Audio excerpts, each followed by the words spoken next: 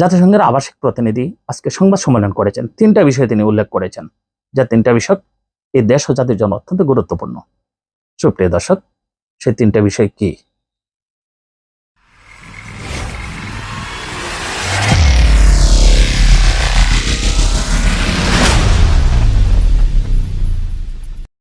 সুপ্রিয় দর্শক, শুভেচ্ছা নেবেন।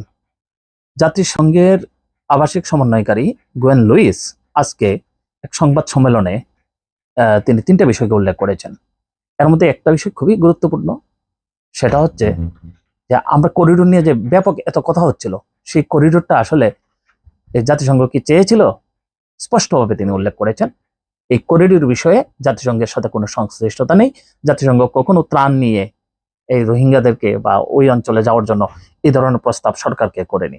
তাহলে বোঝাই গেল এই বিষয়টা নিয়ে যে বা যারা এতদিন ধূম্রজাল সৃষ্টি করেছে, এগুলি ছিল মিথ্যা প্রচার, প্রপাগান্ডা, এবং আমরা আগেই অনুমান করেছি এগুলি ভারতের কাছ থেকে আসা এক প্রকারের বন্যা, গুজবের বন্যা।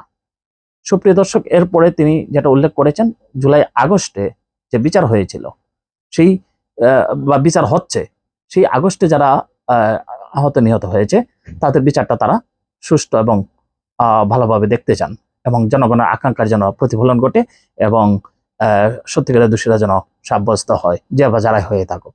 এটা দ্বারা বোঝাতে চাচ্ছে শেখ হাসিনা সহ যে তার দোসররা যারা এটার জন্য নির্দেশ দিয়েছিল, তাদের বিচারটা জাতিসংঘ দেখতে চায়। এরপরে আরেকটা বিষয় খুবই স্পর্শকাতর, ভারত যেটা বারবার বলে আসছিল, ইনক্লুসিভ ইলেকশন। এই ইনক্লুসিভ ইলেকশনটা কি, তারা এটা ব্যাখ্যা করেছে। তারা এই ইনক্লুসিভ ইলেকশন বলতে তারা বোঝাচ্ছেন সব দলের অংশগ্রহণ নয়, বরং সব ধরনের জনগণের অংশগ্রহণ একটা নির্বাচন, এই কথাটা ক্লিয়ার করেছে।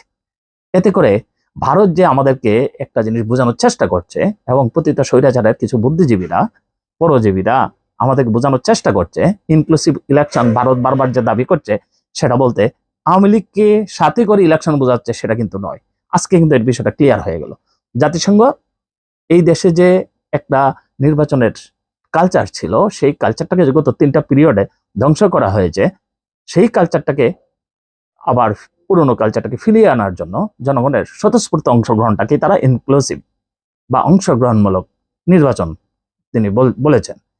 এতে করে আমাদের দেশে একটা মেসেজ চলে আসলো জাতিসংঘ থেকে, যে আমরা বিচার এবং আমাদের যে নির্বাচন এবং করিডোর প্রসঙ্গে আমাদের যে বিভ্রান্তিটা ছিল, বিভ্রান্তিটা আজকে কিন্তু দূর হয়ে গেল।